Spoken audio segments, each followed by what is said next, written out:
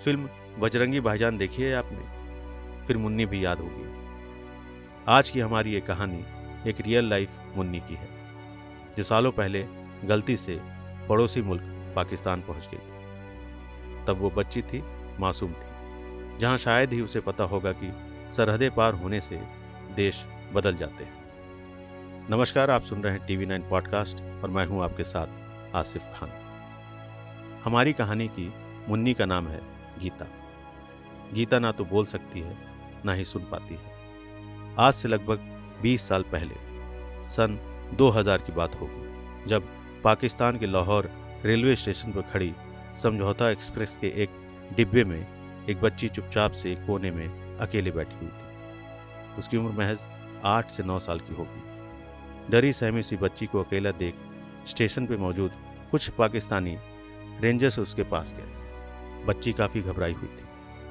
Rangers ने उसका नाम और उसके साथ कौन है जानने की कोशिश की, जिस पर बच्ची ने इशारों में कुछ कहा, लेकिन कुछ खास समझ नहीं आया। उसके हाव भाव से रेंजर्स समझ गए कि बच्ची मूक बधिर है। जब बहुत देर तक बच्ची को ढूंढने वहां कोई नहीं आया, तब रेंजर्स ने बच्ची को पाकिस्तान की एक सामाजिक संस्था ईदी फाउंडेशन को सौंप दिया। इस संस्था को चलाने वाली बिल्किस ईदी ने बच्ची को गोद ले लिया। बिल्किस इशारों इशारों में उसे उसका नाम जानने की कोशिश करती, उसके घर परिवार के बारे में पूछती। शुरुआती बातों से बिल्किस को उसका नाम गुड्डी पता चला। हालांकि इस नाम से उन्हें उसके घर परिवार के बारे में कोई जानकारी नहीं मिली। गुड्डी किसी से भी मिलती तो हाथ जोड़कर नमस्ते करती, पैर छूती। उसके तौर तरीके से बिल्किस को इस बात का अंदाजा हुआ कि वो हिंदू है। इसके बाद ही बिल्किस ने उसको नाम दिया गीता। गीता अब बिल्किस की जिंदगी बन चुकी थी। उन्होंने उसका खूब ध्यान रखा, एकदम अपनी बच्ची जैसा प्यार दिया। बस जो नहीं दे पाई वो था गीता का परिवार। साल 2007 के फरवरी महीने की 18 तारीख को पानीपत में समझौता एक्सप्रेस में ब्लास्ट हुआ था।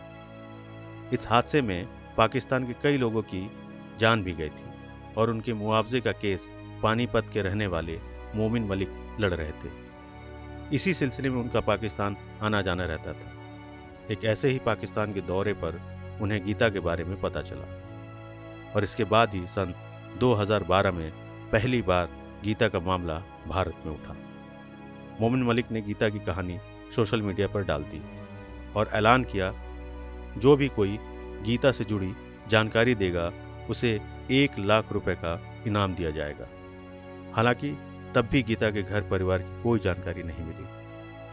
इसके बाद साल 2015 में फिल्म बजरंगी भाईजान रिलीज हुई, जिसके बाद 5 परिवारों ने मोमिन मलिक को गीता के लिए संपर्क किया, लेकिन उनमें से किसी की भी पहचान गीता से नहीं मिली। तब दिवंगत विदेश मंत्री सुषमा स्वराज ने पर्सनल लेवल पर इस मामले को अपने हाथ में लिया और गीता को भारत लाने का इंतजाम किया। साल 2015 में सुषमा स्वराज गीता को भारत वापस ले आई, लेकिन गीता की यह जंग अभी खत्म नहीं हुई थी। अभी भी इस बात का पता नहीं चल रहा था कि वो भारत किस गांव, किस जिले या किस राज्य से निकलकर पाकिस्तान पहुंच गई थी। सरकार ने कुछ NGO के साथ मिलकर उन सब लड़कियों का पता लगाया जो उस दौरान गायब हुई थी जब गीता पाकिस्तान में मिली थी। ऐसे ही कुछ परिवारों के DNA टेस्ट भी कराए गए, लेकिन कोई भी टेस्ट मैच नहीं हुए। सुषमा स्वराज ने गीता को इंदौर के एक संगठन को सौंप दिया, जिसे ज्ञानेंद्र पुरोहित और मोनिका पुरोहित चलाते हैं। गीता तब से लेकर अब तक उन्हीं के पास है।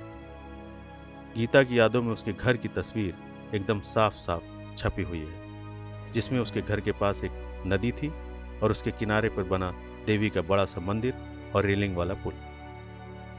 ये गीता की बचपन की वो याद है जिसके सहारे ज्ञानेंद्र और मोनिका 20 साल पहले बिछड़े गीता के घर वालों को ढूंढने की हर संभव कोशिश करते रहे। ज्ञानेंद्र और उनकी टीम गीता की बचपन की यादों के आधार पर महाराष्ट्र, छत्तीसगढ़, तेलंगाना और उन सब जगहों की सड़कों पर घूमते रहे जहां जहां गीता का गांव होने की संभावनाएं बनती हैं।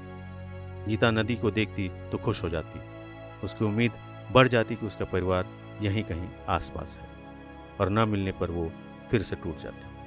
हर रोज की तरह एक दिन गीता के परिवार की खोज में ज्ञानेंद्र, मोनिका और गीता महाराष्ट्र के परभणी के जिंतूर पहुंचे। यहाँ रहने वाली मीना वाघमारे ने बताया कि सालों पहले उनकी भी एक बेटी खोई थी।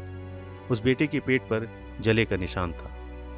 बस इसी निशान ने गीता को 20 साल पहले खोई उसकी मां से मिला दिया। गीता के पेट पर बिल्कुल वैसा ही एक निशान है। गीता की मां ने बताया कि उसका असली नाम राधा वाघमारे है। गीता के पिता सुधाकर वाघमारे अब इस दुनिया में नहीं हैं और मां ने दूसरी शादी कर ली है। हालांकि अभी तक दोनों का डीएनए टेस्ट नहीं हुआ है। टेस्ट और फॉर्मेलिटीज के बाद ही गीता को उसकी असली मां को सौंपा जाएगा। बिल्किस, ज्ञानेंद्र, मोनिका और उन सभी लोगों को TV9 सलाम करता है जिन्होंने एक बच्ची को मां से मिलाने में पुरजोर कोशिश की। पाकिस्तान के ही मकबूल शायर फराज साहब ने क्या खूब फरमाया था, खुशियों का भी दौर एक दिन आएगा फराज, गम भी तो मिले थे तमन्ना किए बगैर। आपको कैसा लगा हमारा ये पॉडकास्ट कमेंट सेक्शन में ज़रूर बताएं। अपना ख्याल रखिएगा। जल्द मिलेंगे एक नए पॉडकास्ट के साथ। तब तक के लिए नमस्कार।